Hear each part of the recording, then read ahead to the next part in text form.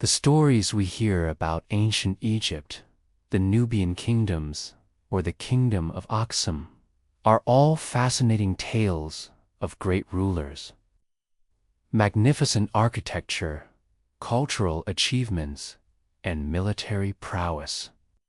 But if we only tell the stories from the perspective of the elites, then there is little point in telling them at all. For the most part, these stories often neglect to mention how the average people lived.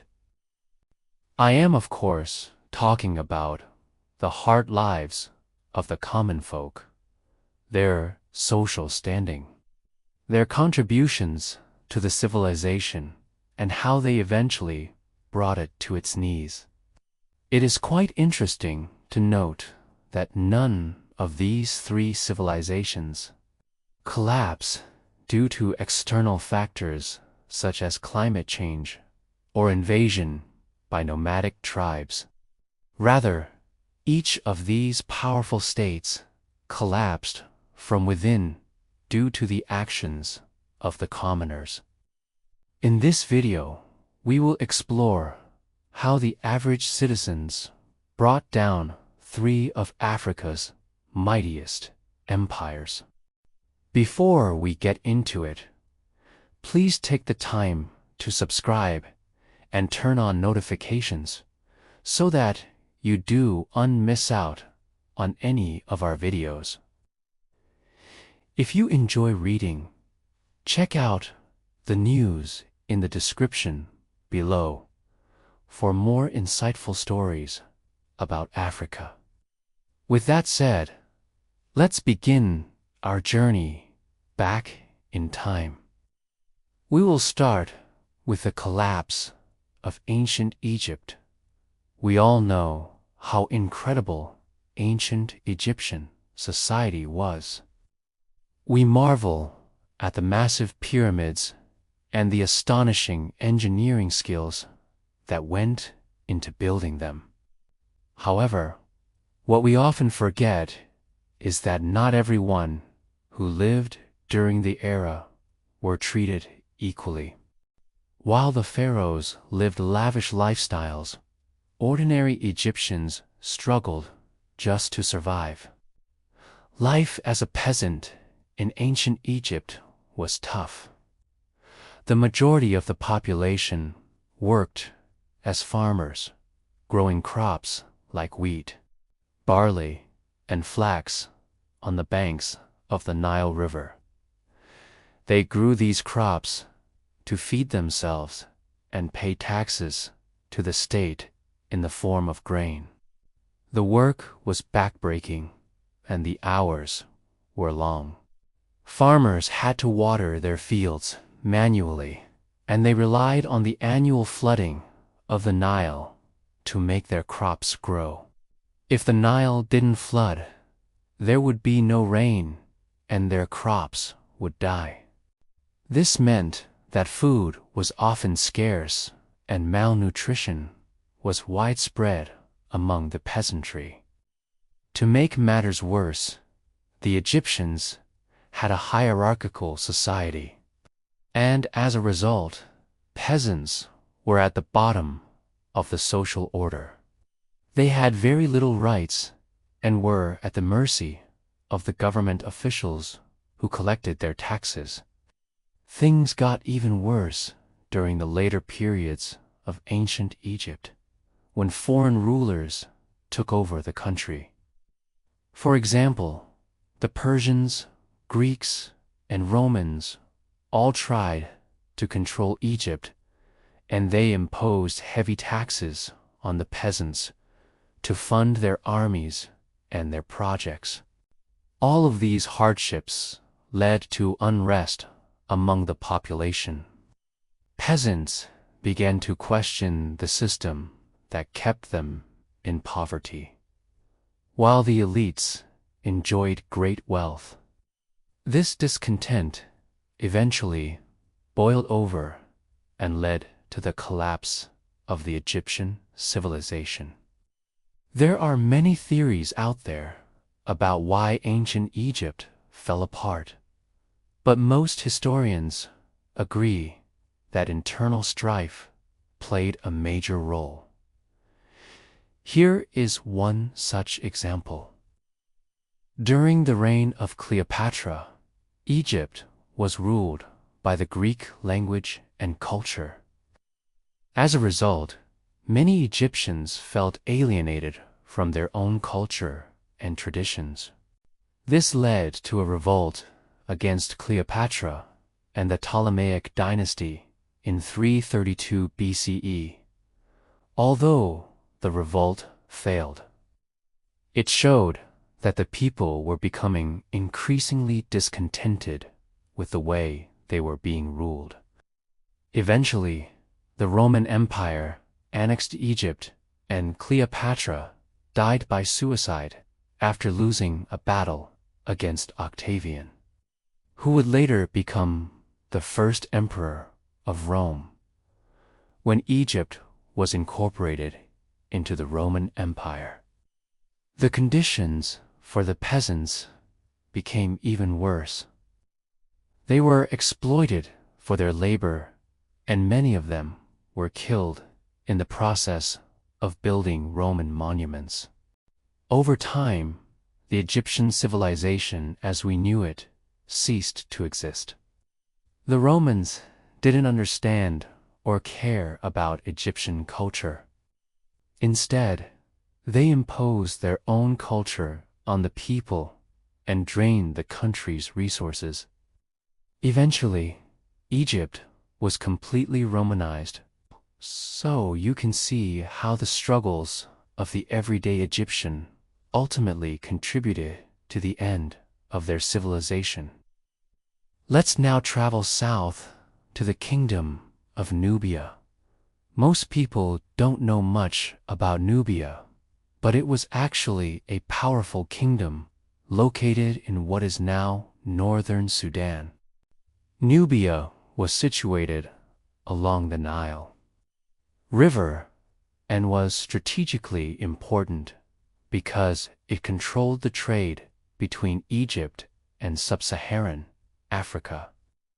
The kingdom was home to several powerful dynasties, including the Kingdom of Kush and the Kingdom of Makuria. At its peak, the Kingdom of Kush controlled much of Nubia and parts of Egypt. The capital city of Meroe was a hub of trade and commerce, and the royal family amassed great wealth. The kings of Kush were known for their wealth and power, but life for ordinary Nubians was not so rosy. The society was stratified, and the commoners were at the bottom of the social hierarchy.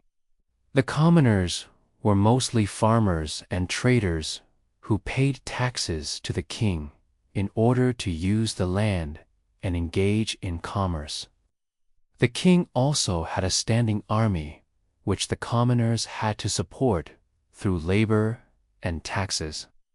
This heavy taxation and forced labor left the commoners with little income, and they struggled to meet their basic needs.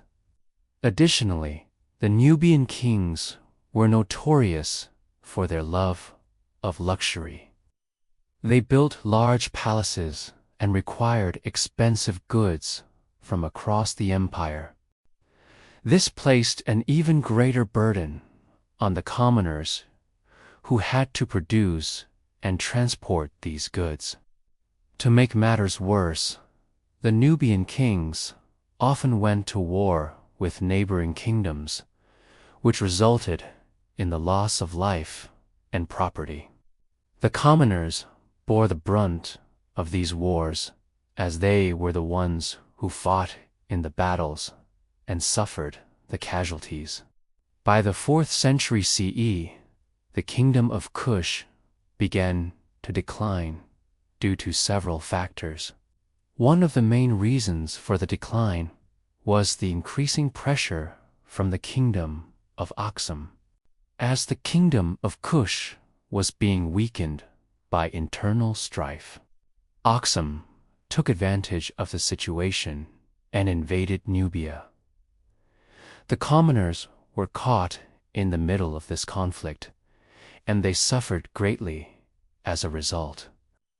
The war with Aksum led to the destruction of towns and villages, and the loss of many lives. This, in turn, led to food shortages and economic instability, which made it even harder for the commoners to survive. By the 8th century, the kingdom of Kush had collapsed, and Nubia was divided into several small states. So you can see that the struggles of the Nubian commoners played a significant role in the collapse of their kingdom. Their heavy taxes and forced labor led to widespread discontent and eventually resulted in the downfall of the Nubian Empire. And now we come to the last civilization on our list, Aksum. The kingdom of Aksum was located in what is now Eritrea and Ethiopia. It was a powerful and wealthy kingdom that controlled the lucrative trade routes between Africa and the Mediterranean. The kingdom was known for its magnificent architecture, such as the monolithic churches carved into the rocks of the Ethiopian highlands. However, despite the grandeur of the kingdom, life for ordinary citizens was not so easy. Aksum had a stratified society, and the commoners were at the bottom of the social ladder. The society was divided into 3 classes: the nobility, the clergy, and the commoners. The nobility class was made up of the royal family and their close associates. They controlled most of the wealth and power in the kingdom. The clergy class was the second most powerful group in society. They were responsible for running the religious institutions and had considerable influence over the king. The commoners were the majority of the population, and they were made up of farmers, traders, and artisans. They had very little political power and were subject to the whims of the nobility and the clergy. The commoners had to pay taxes in order to use the land and engage in trade. These taxes were often burdensome and left the commoners with little income to support themselves and their families.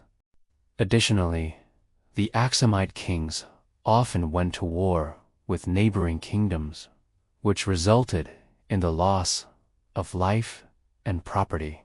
Commoners were expected to participate in the war effort, and many of them died in battle or were captured and sold into slavery. One such king was Azana, who waged a series of wars to expand his empire. Despite the cost in lives and resources, the commoners still had to pay their taxes. Over time, the heavy taxation and forced labor led to widespread discontent among the population. The commoners began to resent the nobility and the clergy, and their opposition grew stronger. Eventually, the unrest reached a boiling point, and the commoners revolted against the ruling class.